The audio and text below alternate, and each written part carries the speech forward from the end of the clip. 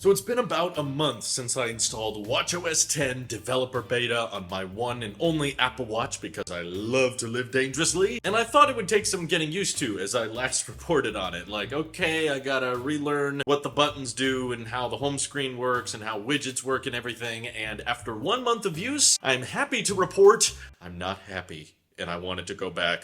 Please, Kevin, fix this.